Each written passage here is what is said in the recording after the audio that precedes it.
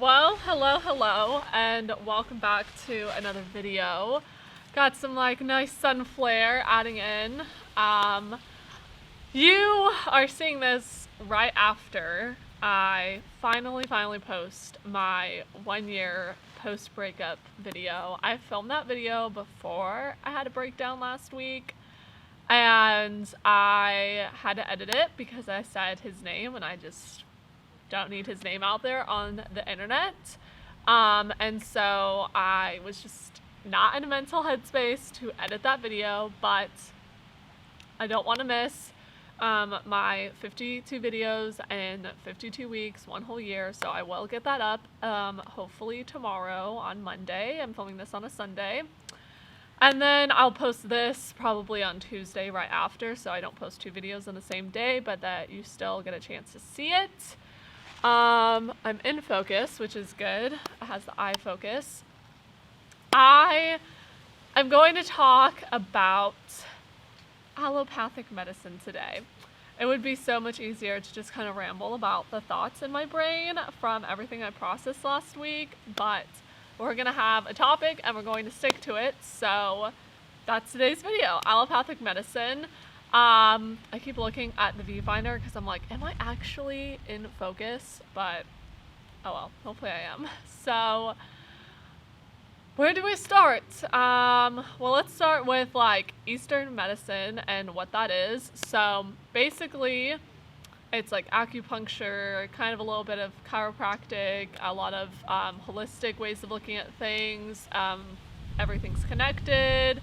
And so, looking at the whole body, the nervous system, the blood, as all being very intricate, looking to herbs and natural plants and remedies to help heal you, knowing what the different plants can do and how you can best utilize them in your health, and how diet and the things that you put in and on your body plays a huge factor into your overall health and well-being.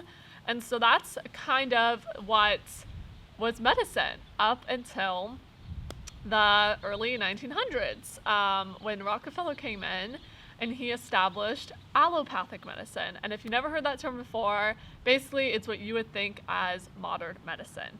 So with allopathic medicine, he came in and he took away, basically he stripped everything from medicine that was how it used to be. That's when you started to look at individual organs, like you just looked at the kidneys and the liver and the heart instead of looking at things comprehensively. And then you also got his petroleum byproduct into pills. So he had a lot of petroleum byproduct, and so he used that to capsule in pills. And pills became kind of the mainstream way of doing things. They became a band-aid and they became a crutch. And that's where we are today. When people go to fix their problem, they're not fixing their problem when they go to the doctor and their doctor gives them a pill. They're putting a Band-Aid on it. They're not actually getting to the root cause and getting rid of that. They're just masking the symptoms. So that's the biggest thing. Like if you take Advil, you're not making the pain go away. You're blocking your pain receptors, and you're making your nervous system not feel the pain as much. So you think that you're not in pain anymore, but the problem is still there, whether that was from inflammation or because you broke something and your body's trying to heal itself. So that's what's wrong, I guess, about allopathic medicine.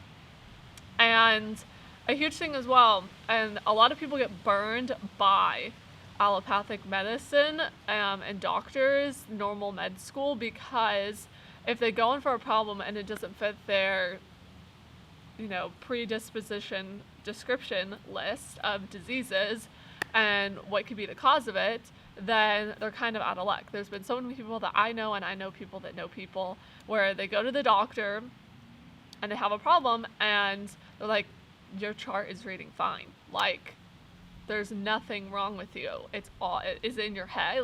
Maybe you should go see a psychiatrist. Maybe you just have anxiety and you're just going to look crazy being a hypochondriac. Nothing's wrong with you on our paper. We don't know what to do to help you, basically. And so, but they have to live with the pain. They have to live with it every single day. They know something is wrong with them. It's not just in their head. And so that's when you get people starting to look to chiropractors, and you get people starting to look to holistic doctors and alternative methods, because what they thought was the mainstream method that would help them ended up leaving them with more questions and no answers. And then another thing that happens a lot with allopathic medicine is it's a very like intervention based. Well, I wouldn't even say intervention. It's more of like a last result. What I'm trying to get at basically is that they go to surgery a lot. And so I guess intervention makes sense, because I would say holistic is more preventative, and then allopathic is more like last minute, let's intervene because there's a serious problem, and so we're just going to go to surgery. I think that's not always their go-to, but it is a big go-to, surgery, because it's controllable. You can cut the person open and remove the problem. But with doing something like that, you're ignoring the holistic factor of things. So if you have a thyroid problem and you are taking out the thyroid plays a huge part in your overall holistic health. And so if you just remove the thyroid, you're going to have a whole list of other problems, and you're going to be dependent on allopathic medicine for like ever. You're going to have to take their prescriptions. You're going to have to take their remedies to fix that band-aid, to put a band-aid over your thyroid, because your thyroid is now gone. So it's just like, I don't know if that makes sense, but that can happen a lot. It's not just the thyroid. There's like the spleen and gallbladder and all these other organs where that happens. Or like with dialysis, and then you have to be with like kidney failure. Then you have to be on dialysis your whole life. So that's something with allopathic. Now, not negating surgery, like always. I think surgery can be really amazing and super duper life-saving in certain circumstances. I don't think it should just be, I know people don't necessarily do it like loosey-goosey, but it is kind of the prominent thing prescribed to people. And I wouldn't necessarily push, but it's like a shiny option. It's like, well, you could have, tree bark, or you could have Skittles. It's like, so that's kind of how I would compare it. And mind you, this is, just my opinion on everything. I'm just a lay person. But I think we also shouldn't put doctors on such a high pedestal. Like, yes, doctors know more about the body per se than I do, but I may not know all the names and know all the intricate details, but I'm still a human. I have a brain. I have an intuition and a gut. I can put two and two together. I can use logic. I can infer things. So, although I may not have a medical degree and like know all the intricate details of like how to cut someone open, or know the names of all the bones in the body or what have you, I can still I still have something to add to the table. And that's what I really hate about doctors, is they kind of feel like they're on this high horse, and that if you bring them a problem that doesn't fit their prescribed narrative, then they kind of like shut down on you, and they try to belittle you and be condescending. And it's just like, dude, you're just a human as well. You make mistakes. It's the third leading cause of death in America is medical mistakes and malpractice. So they don't always know what they're doing. And I think it's just good to look at it that way. Like, sure, take their opinion, take what they have to say, but then also research yourself and go with your gut and maybe get more than one opinion. And don't just get more than one opinion from the same type of doctor, because that person's probably going to refer you to like their buddy. Go to someone they don't know, to someone who practices a different type of medicine and has a different approach and a different way of looking at things, because that's how you truly get a second and third opinion, and how you really look at what is before you and what you can do with your options. So if you're like diagnosed with cancer, and your normal pediatrician, oncologist, cancer person, says here are the treatments that I would do, go find you an alternative holistic doctor who gives you their treatments. And then, like, if you have the risk and benefits of both, then you can make a true informed consensual decision. So, that's what I want to say on allopathic medicine. I've been talking for 10 minutes. I'm trying to think of anything else I want to say. I did want to include vaccines originally into this video, but I think, I don't know. I guess I'll do a short, whoa, the wind is blowing this. It's windy today. I'll also do a short little thing on vaccines, because I don't really want to dedicate a whole video to it. What do I want to say about vaccines? Okay, well, I'll just leave you with some food for thought. So with the polio vaccine, it came out in the 60s, already when polio was on the decline,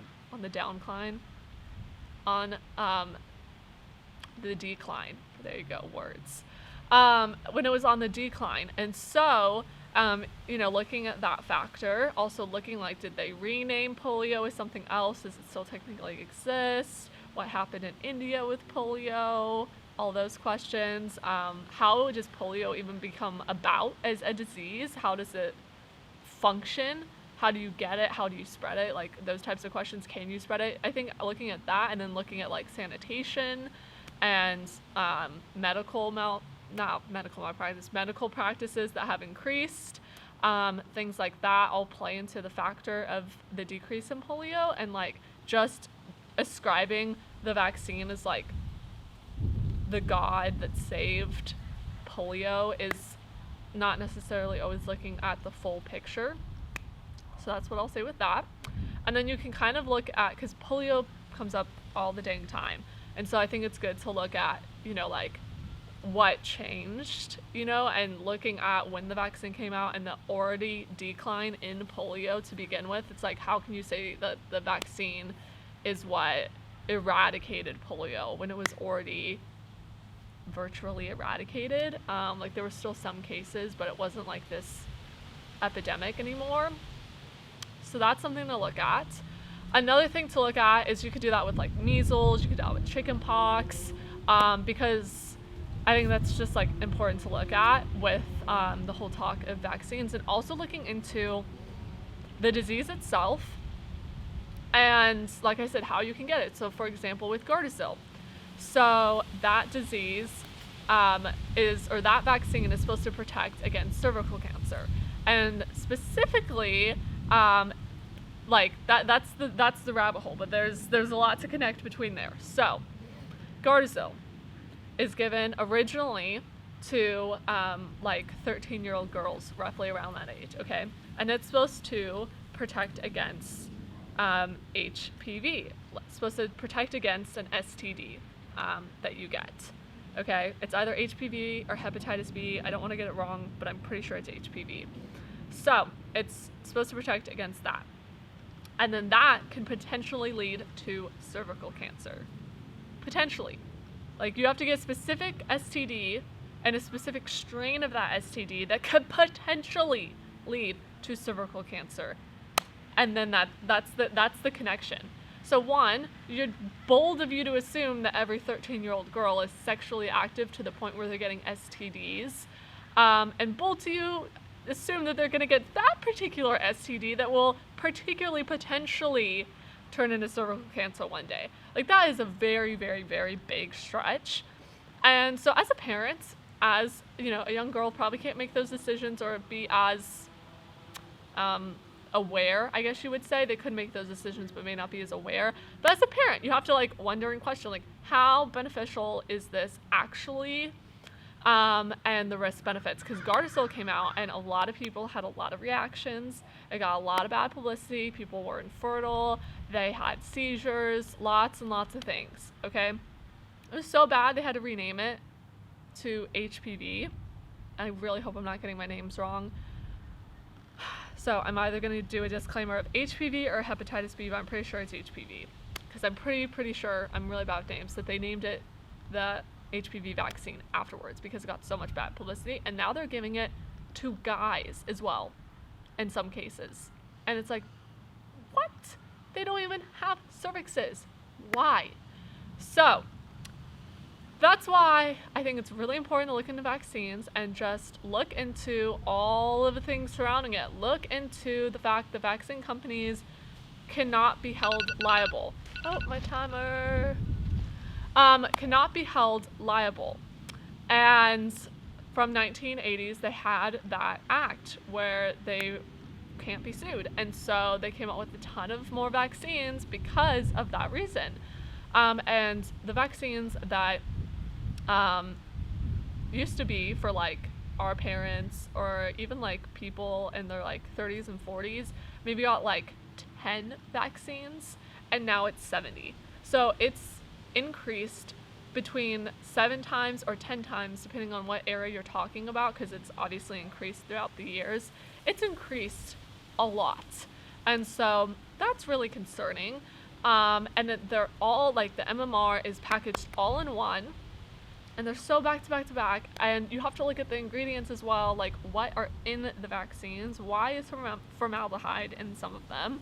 Why are certain aluminum and different metals in the vaccines? And that's going directly into your bloodstream.